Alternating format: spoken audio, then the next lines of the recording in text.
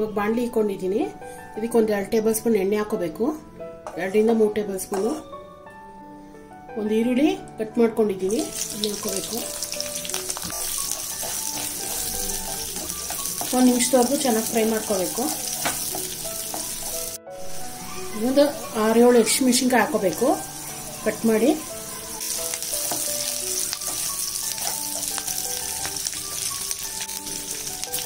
ಒಂದು ಚಾಪ್ ಮಾಡ್ಕೊಂಡಿರೋ ಟೊಮೆಟೊ ಹಾಕೋಬೇಕು.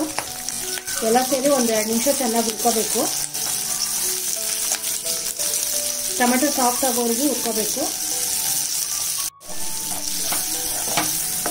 ನೋಡಿ, ಇವಾಗ ಸ್ಟವ್ ಆಫ್ ಮಾಡಿ ಫುಲ್ ತಣ್ಣಗಾದ್ಮೇಲೆ ಇದನ್ನ ಪೇಸ್ಟ್ ಮಾಡ್ಕೋಬೇಕು. ಇವಾಗ ಇದೇ ಬಾಂಡ್ಲಿಗೆ ಒಂದು 2 ಟೇಬಲ್ ಸ್ಪೂನ್ ಎಣ್ಣೆ ಹಾಕೋಬೇಕು. ಒಂದು 4 ಲವಂಗ, ಒಂದು 2 ಏಲಕ್ಕಿ, ಒಂದು ಸ್ಟಾರ್ ಹೂವು, ಅರ್ಧ kg ಚಿಕನ್ ತಗೊಂಡಿದ್ದೀವಿ. ಇಷ್ಟಿನ್ನು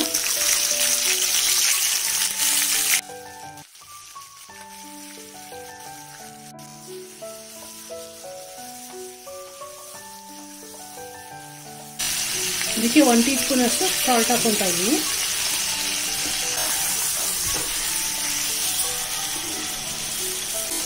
ಒಂದು 2 ಟೇಬಲ್ ಸ್ಪೂನು ಶುಂಠಿ ಬೆಳ್ಳುಳ್ಳಿ ಪೇಸ್ಟು.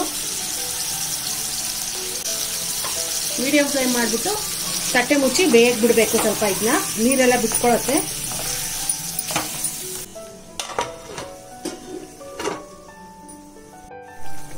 ನೋಡಿ, ಈ ಥರ ನೀರೆಲ್ಲ ಬಿಟ್ಕೊಂಡಿದೆ. ಇದೆಲ್ಲ ಸುಂಡಬೇಕು, ಡ್ರೈ ಆಗಬೇಕು ಈ ವಾಟರ್ ಎಲ್ಲ. ಇವಾಗ ಸ್ವಲ್ಪ ಆಯಿಲ್ ಫ್ರೈ ಮಾಡಿಬಿಟ್ಟು ನೀರೆಲ್ಲ ಹಿಂಗಕ್ಕೆ ಬಿಡಬೇಕು.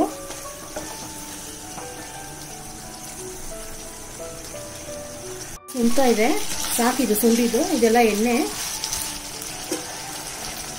ಇದು ಒಂದು ಅರ್ಧ ಟೀ ಸ್ಪೂನು ಜೀರಿಗೆ ಪೌಡರ್ ಹಾಕೋಬೇಕು. ಧನಿಯಾ ಪೌಡರ್ 1 ಟೇಬಲ್ ಸ್ಪೂನು, ಒಂದು 3/4 ಟೀ ಸ್ಪೂನು ಪೆಪ್ಪರ್ ಪೌಡರು. ಇದೆಲ್ಲ ಮಿಕ್ಸ್ ಮಾಡ್ಕೋಬೇಕು ಫಸ್ಟು.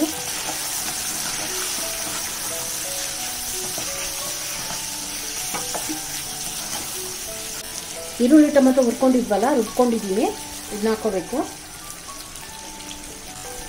ಚೆನ್ನಾಗಿ ಮಿಕ್ಸ್ ಮಾಡ್ಕೋಬೇಕು. ಒಂದು 2 ನಿಮಿಷ ಇದು ಬೇಯಕ್ಕೆ ಬಿಡಬೇಕು ಹಂಗೇನೆ, ಮೀಡಿಯಂ ಫ್ಲೇಮ್ ಮಾಡಿಬಿಟ್ಟು. ಉಪ್ಪೆಲ್ಲ ಹಾಕೊಂಡಿದ್ದೀವಿ. ಒಂದು 2 ನಿಮಿಷ ಮಸಾಲೆ ಎಲ್ಲ ಬೇಯಕ್ಕಿದೆ. ಒಂದು ಅರ್ಧ ಕಪ್ಪು ಮೊಸರು ಹಾಕೋಬೇಕು. ಸ್ವಲ್ಪ ಒಂದು 1/4 ಕಪ್ ಅಷ್ಟು ನೀರು ಹಾಕೋಬೇಕು. ಇದೊಂದು ಸ್ವಲ್ಪ ಮೀಡಿಯಮ್ ಇಂದ ಲೋ ಫ್ಲೇಮ್ ಒಳಗೆ ಮಾಡ್ಕೊಂಡ್ಬಿಟ್ಟು ಬೇಕಿಕ್ಬೇಕು. ಒಂದು 8 ರಿಂದ 10 ನಿಮಿಷವರೆಗೂ.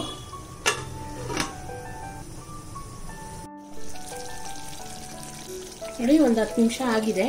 ಇದಕ್ಕೆ 1 ಟೇಬಲ್ ಸ್ಪೂನ್ ಅಷ್ಟು ಫ್ರೆಶ್ ಕ್ರೀಮ್ ಹಾಕೋಬೇಕು.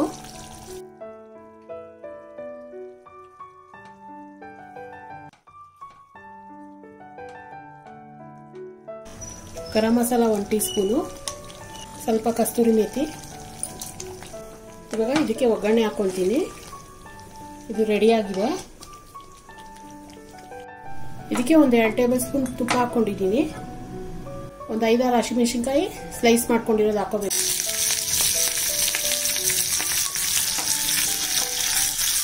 ಸ್ವಲ್ಪ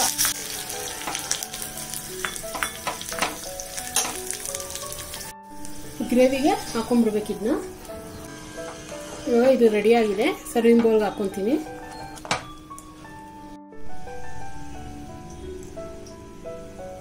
ನೋಡಿ, ಚಿಕನ್ ಮಮ್ತಾಜ್ ರೆಡಿ ಆಗಿದೆ. ಮೊಘಲೈಸ್ ಡಿಶ್ ಇದು. ತುಂಬಾ ರುಚಿಯಾಗಿರುತ್ತೆ.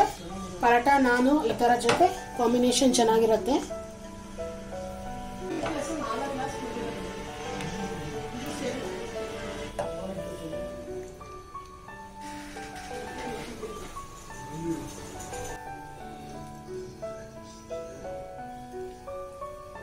ರೆಸಿಪಿ ಇಷ್ಟ ಆದರೆ ಲೈಕ್ ಮಾಡಿ, ಶೇರ್ ಮಾಡಿ, ಸಬ್ಸ್ಕ್ರೈಬ್ ಮಾಡಿ.